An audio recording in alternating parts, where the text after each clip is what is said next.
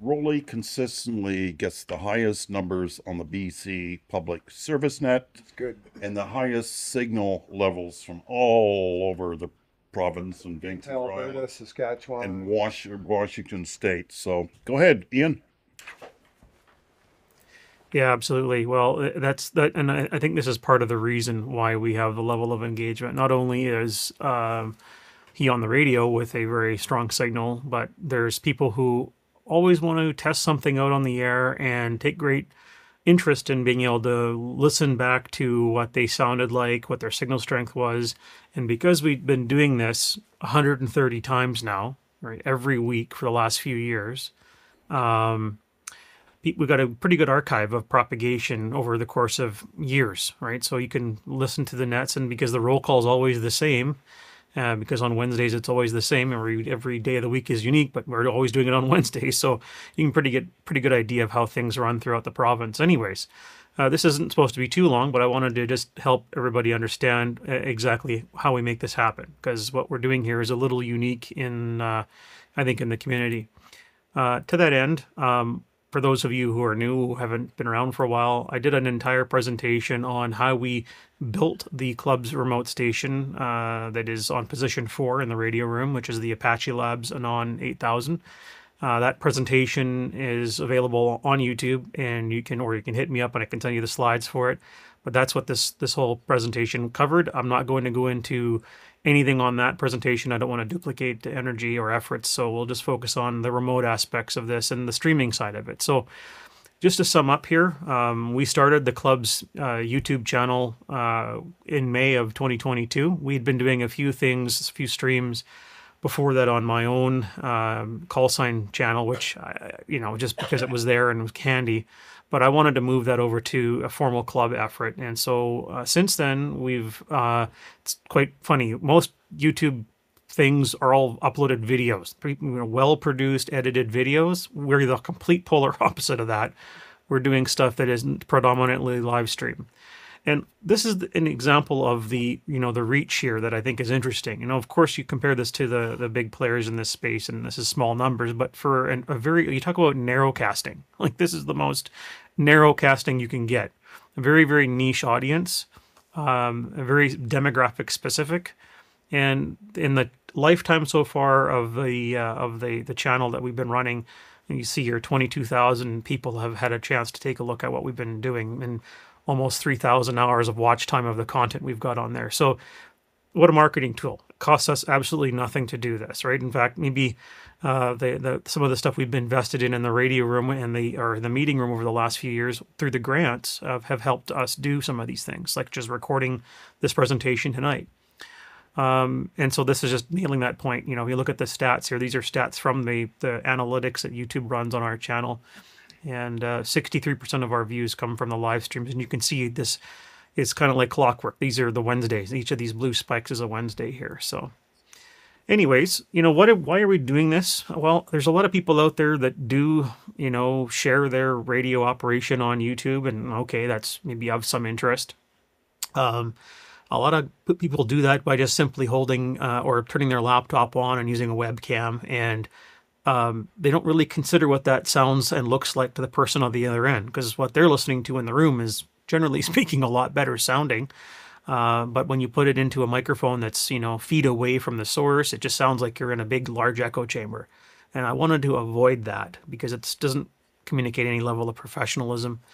I also wanted to give people, a way to see their signal level, signal strength, as well as spectrum, occupancy on a weekly basis. So we've always had problems on the BC Public Service Net with somebody checking with some old broken down equipment. I've often joked that we should have a designated section for check-ins from off-frequency radios or drifting equipment. But hey, you can dial in and you can take a look at this real time in a 10-second delay, or you can look at it from weeks ago, right? So I don't want people to see who's actually the net control operator. And so yes, Roly has a webcam, and most everybody's got a webcam, but when you're looking at the kind of stuff that we're doing here, I wanted to try and up that game a little bit so that it's high quality video as much as we can. So, as some of you may know, Roly lives aboard the boat, and he's down at the Milltown Marina. This is out near YVR. It's kind of in the Marpole area. It's such a little marsh between Marpole and YVR's North Runway. So this is a view of his boat. While I was down there one day doing a live stream right from the dock. And so there you are. So that's what it looks like. That's where he's aboard, and he does have HF on board.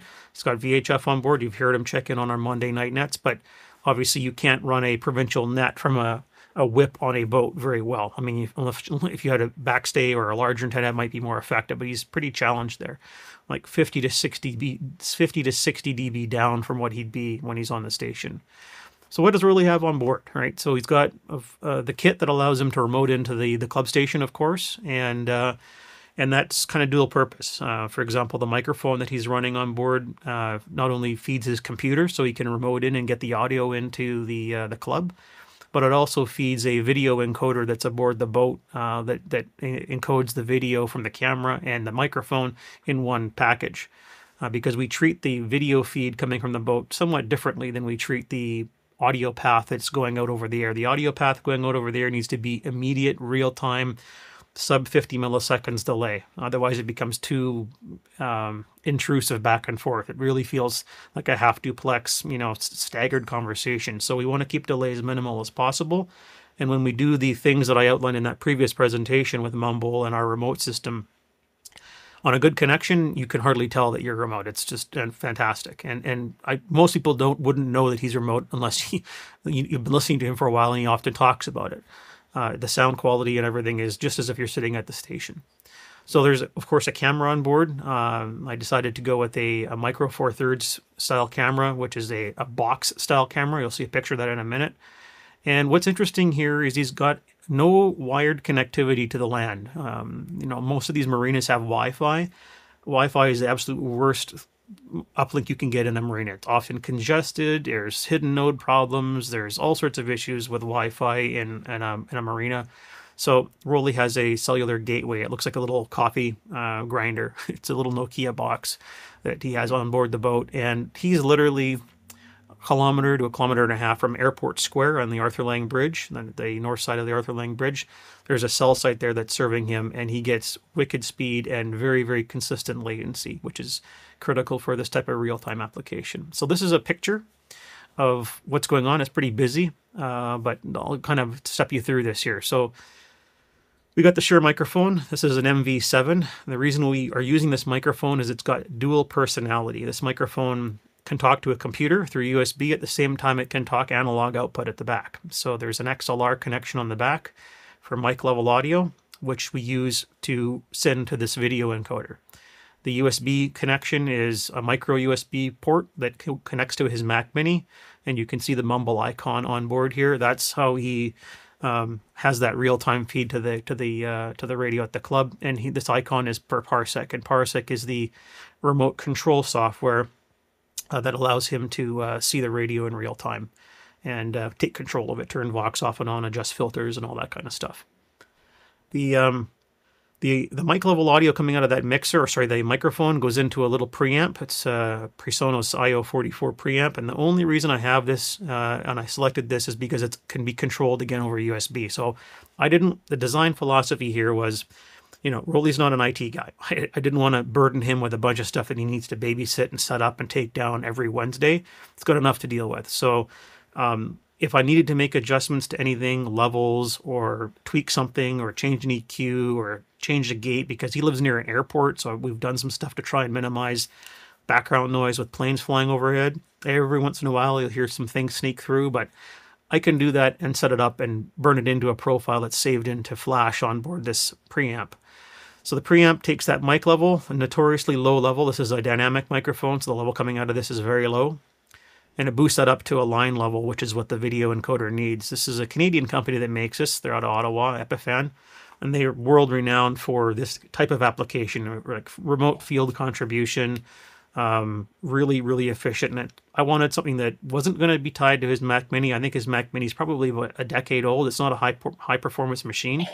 So I wanted to completely offload the video encoding from that machine. I didn't want to have that doing remote stuff and this at the same time. So this is this Epiphan Pearl Nano, and it's basically taking that audio level coming in, along with, and this is the box camera here, the Lumix BGH1, and we take that video feed coming out of the camera, This is a 4K camera, but for the purposes of what we're doing here on YouTube, it would be overkill. So we run it down at 1080p, feed that into the encoder, and the encoder, we encode down at 3 megabits per second, which in this particular protocol, H.265, produces very usable video. It certainly could be better, but I don't want to completely overwhelm his 5G gateway and or he's paying for this, right? I didn't want to burn up gigabytes of data gigabytes of data every Wednesday night on a video feed. And then we put a PoE switch on board, power over Ethernet network switch that allows him to power up the camera. The camera's PoE, and then everything on board the boat is wired.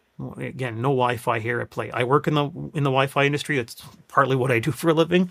It's the last thing you want to rely on for real-time communications. Without, we don't want any packet drops, any packet loss on board the boat. So everything is cabled in here. Any questions on any of that so far? Cool. All right. So here's a picture of what it looks like during this. Was there a question? Sorry.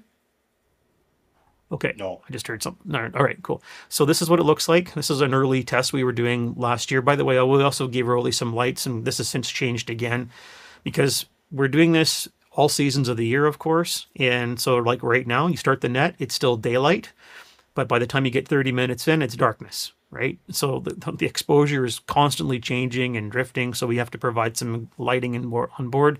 He now has an LED panel light above him and some other stuff that helps him with the camera as well, with the balance in here. There's the camera on a magic arm. There's the connections into it. There's Roly. There's the microphone. There you can see he's got the remote screen up on his computer. And this is just when we were testing the feed here, I had my laptop up here so we could kind of see what it would look like. Just zoom in on that microphone. There you can see the XLR connection and the USB connection. There's two things plugged into the back of that mic.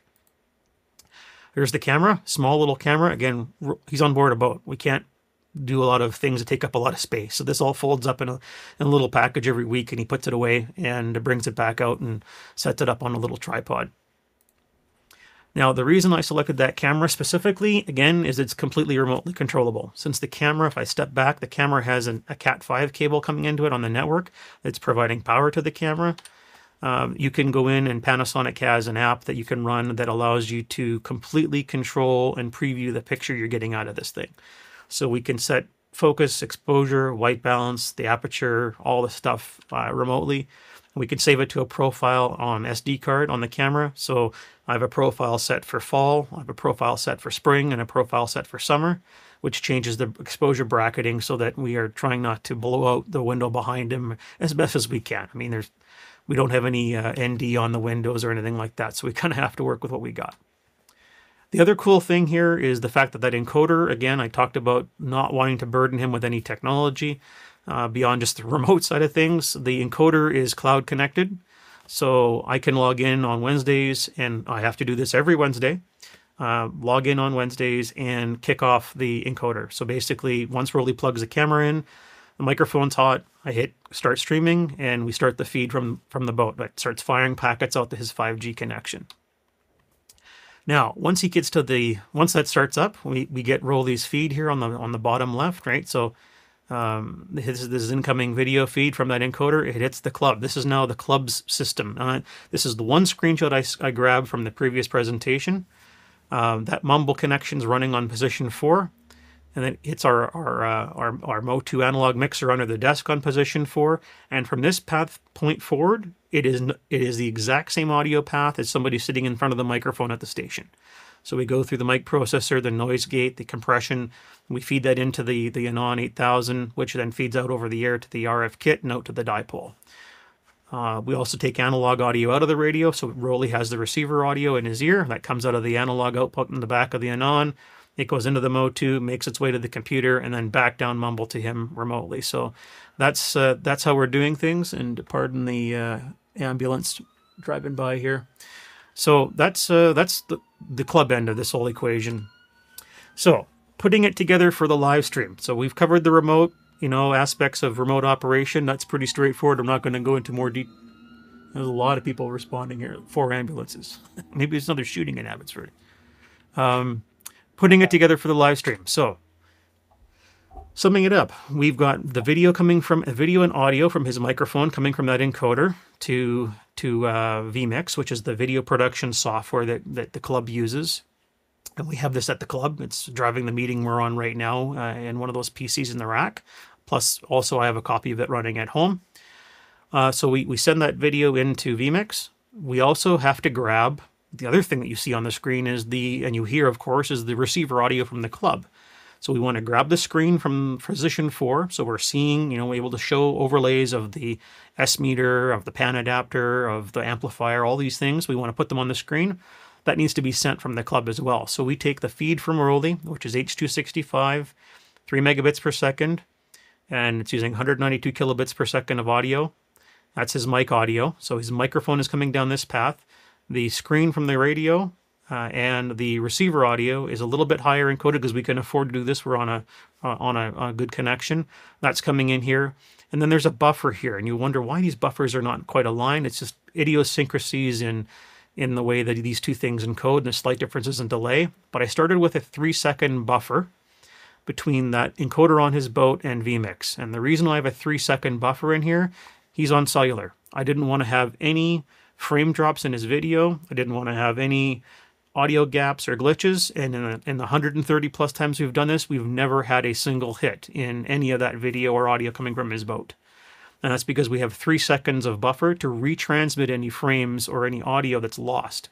And so certainly the cell network does glitch out. If I look at the statistics in vMix, the typical packet loss is around 0.5% to 1% on the cellular connection. We don't notice that because the protocol we're using here is called SRT, Secure Reliable Transport. SRT is a video contribution protocol that allows complete retransmission as long as you're within that 3-second buffer. The normal latency in that connection between his boat and vMix at my house is about 50 milliseconds. So we've got 3,000 milliseconds of headroom and wiggle room in here. The buffer on the club feed is there only because there's a WAN involved. There's obviously the internet, but it's hardly ever needs to be. It's just so that these two things are in sync. What we can't have is Roly's mouth moving and the radio not showing it being transmitting, right? We have to have the waveform moving on the screen at the same time Roly's talking, and that's why the synchronization has to happen. And to set that up actually requires Roly tuning into an AM radio station on his boat, on his speaker on an analog radio, and me tuning in a station, the same station on the club radio, and lining these things up. And once they're lined up and locked in, they pretty much don't drift. So that's how we got the delay exacting between these two things. So that vMix runs at my house, and then I produce the program, no matter if I'm here or at the club.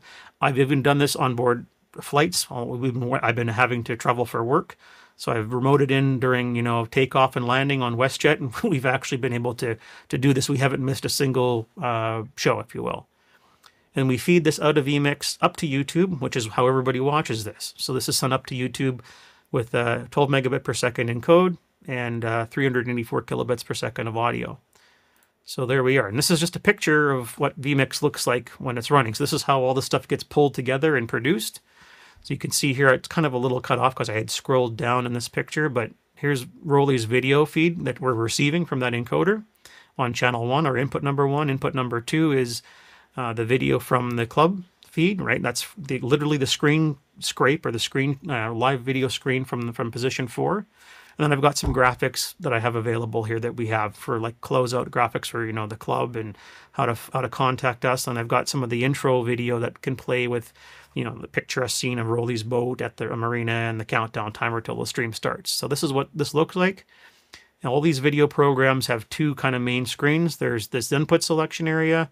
There's this preview area. So this is what is not yet on air, if you will. And this right side is what is on air, what's going out to YouTube. And you can preview anything you are setting up on this side, and then you can perform a transition or a merge or whatever to bring it over to live view. So ideally, you minimize your mistakes. You can set everything up and then say, I want to send that to YouTube. This is as part of this remote operation on Wednesdays. Generally speaking, Roly's remoted in. I'm also remoted in. I might be at the club station. I might be at home here. I might be in the air. But I'm also remoted in on Parsec. That's a nice part of the way this whole system's architected is I could have N number of people remoted in at the same time if you really wanted to. But this allows me to keep an eye on the amplifier while Roly's talking and heads down doing his thing. I can kind of babysit things to make sure nothing's getting changed, or if there's a problem with a filter, or some guy's tuning up, I can turn a notch filter on for him, that kind of thing. Right? While I'm doing other things, I can keep an eye on this. The other thing I do is I have an SDR up and running. And this is actually the SDR I mentioned earlier in tonight's meeting. This is the SDRs that we moved up to South Forge Mountain. They were during this period of time at Iron Mountain.